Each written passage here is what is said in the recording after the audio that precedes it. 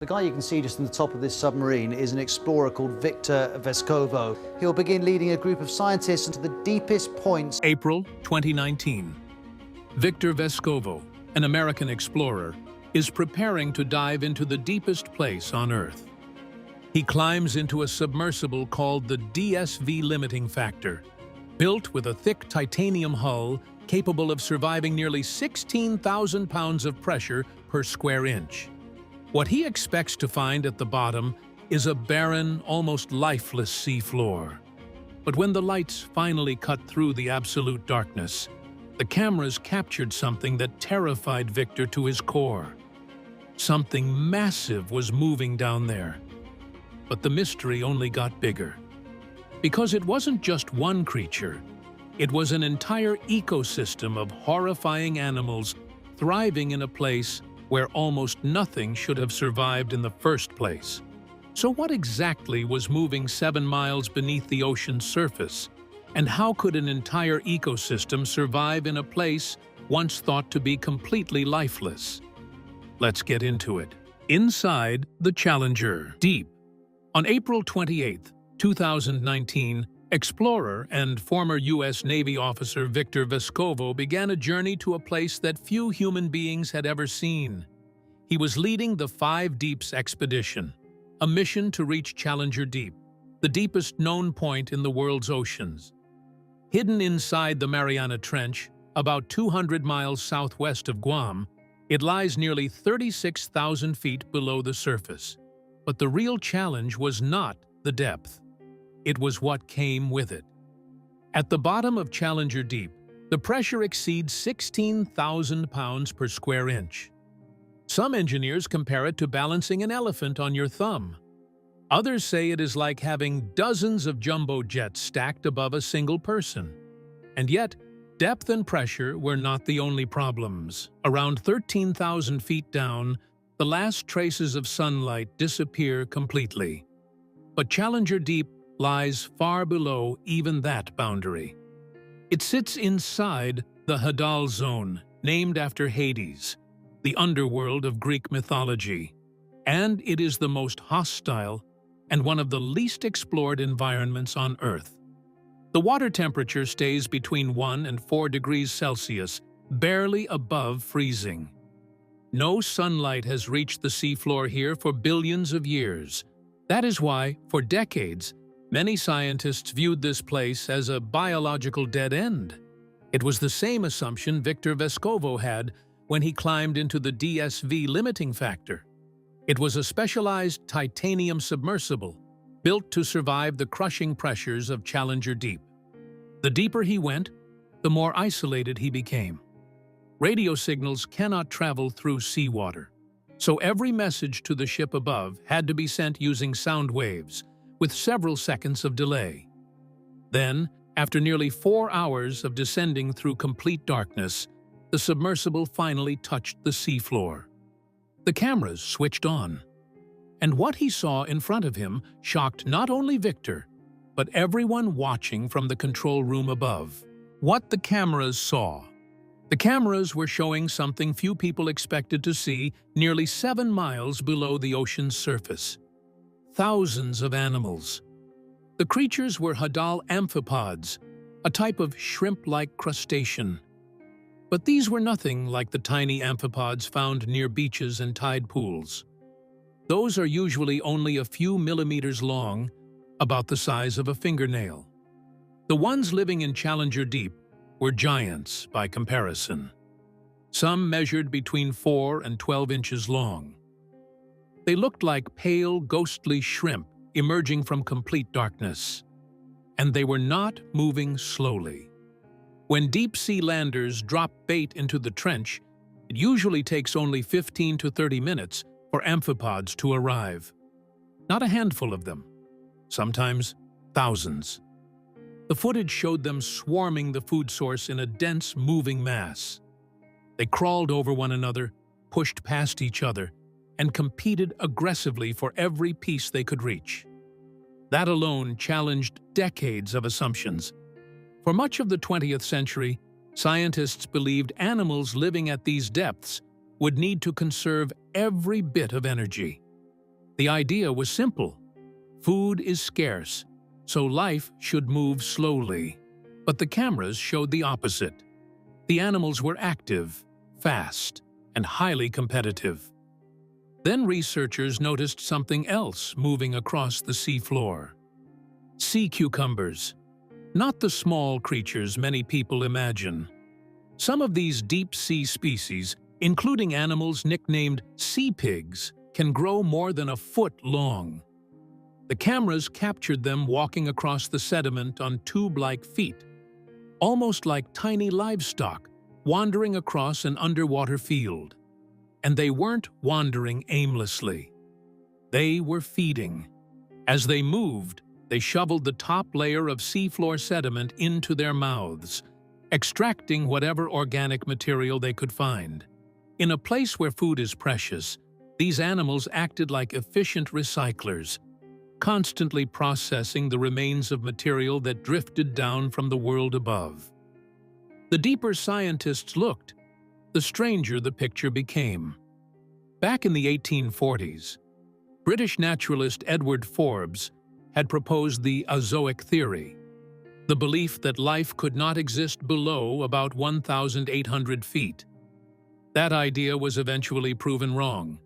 But even after scientists accepted that some deep-sea life existed, many still imagined it as scattered. What the cameras revealed was completely different. This wasn't a collection of isolated creatures hanging on at the edge of existence. It looked like a busy, thriving community. And then the cameras captured something that made even the amphipods seem less surprising. The fish that changed everything. The amphipods were surprising. The sea cucumbers were surprising too. But neither of them created the biggest shock. That happened when the cameras captured a fish. At first glance, it didn't look large. It didn't have sharp teeth. It didn't look like the terrifying deep-sea creatures often shown in documentaries.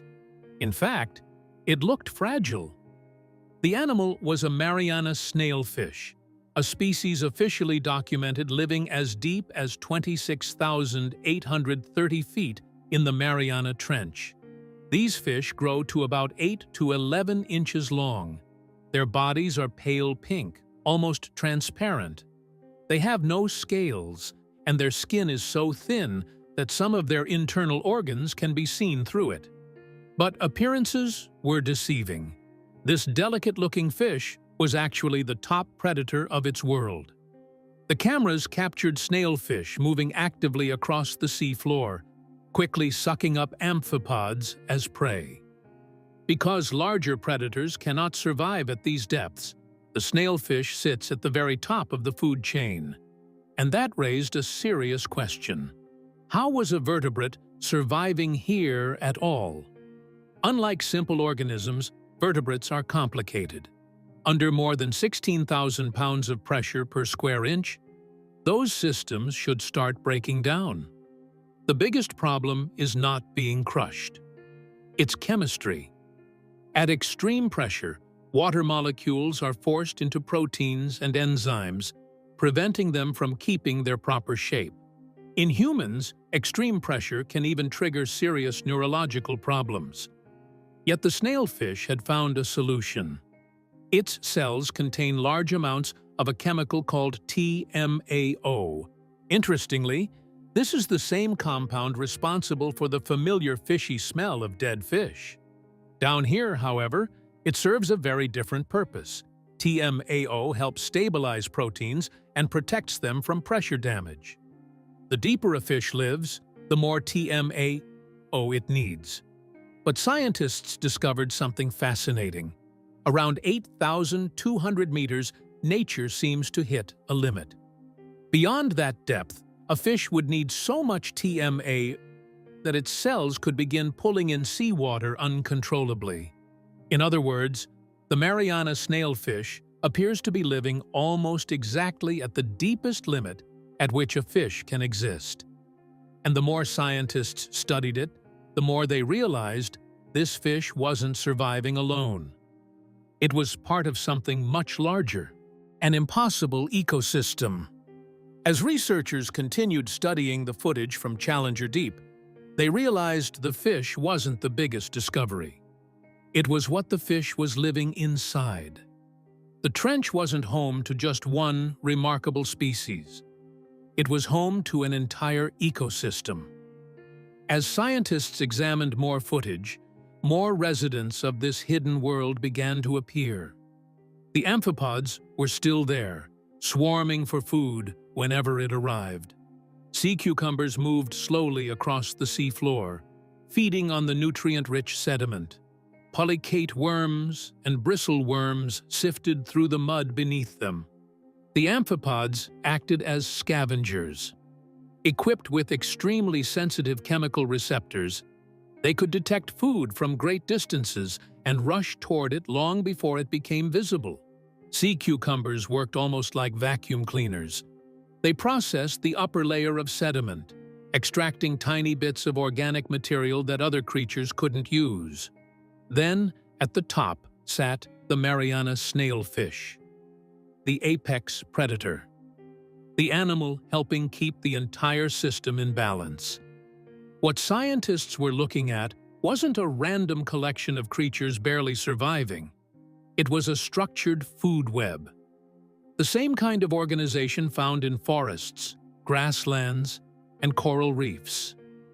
Predators, scavengers, recyclers, different species performing different jobs. The pressure may have been extreme, but the rules of ecology were surprisingly familiar.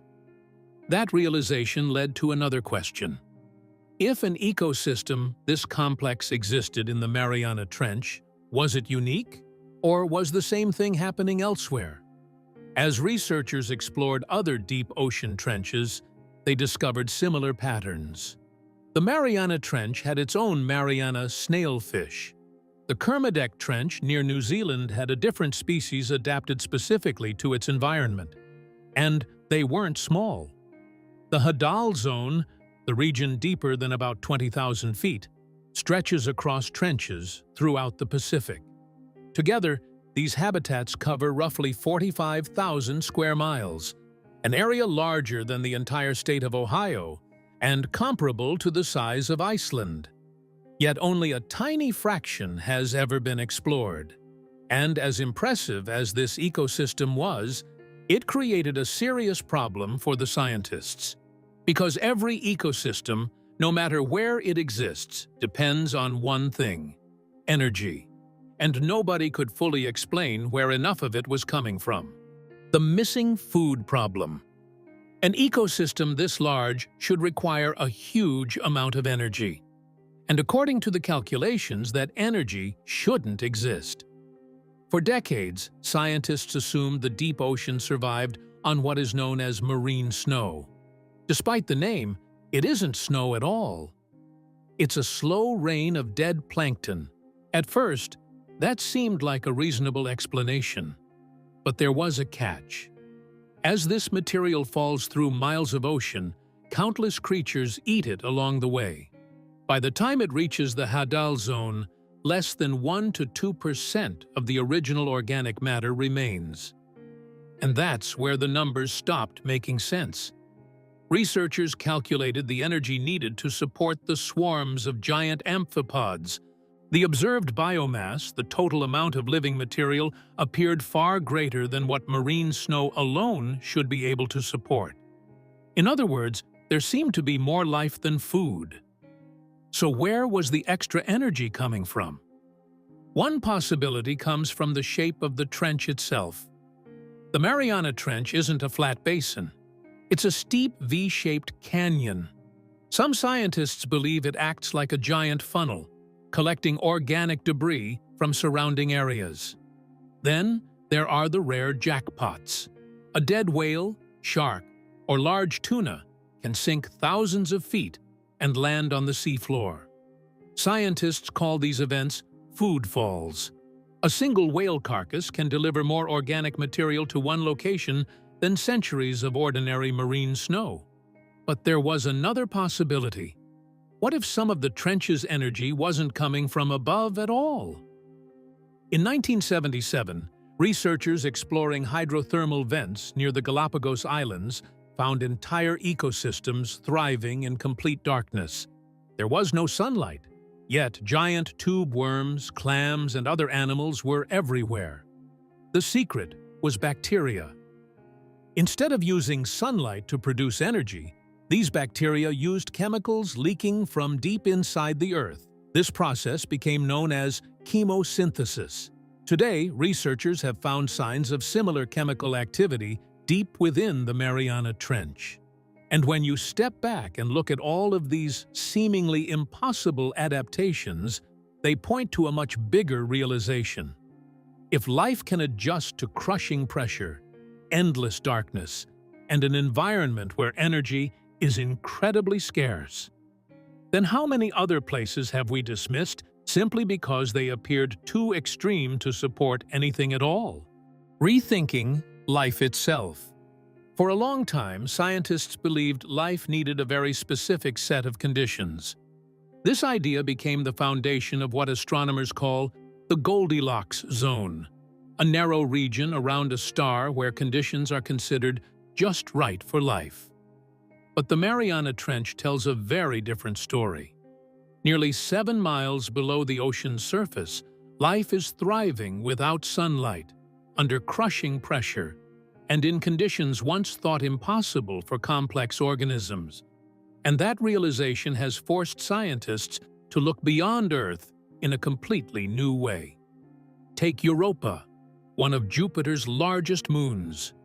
Its surface is covered by an ice shell estimated to be 10 to 15 miles thick. But beneath that frozen crust lies a vast liquid ocean containing more than twice as much water as all of Earth's oceans combined.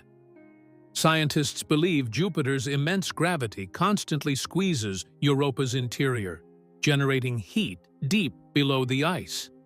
And where there is heat and water, there may also be hydrothermal vents similar to those found in Earth's oceans.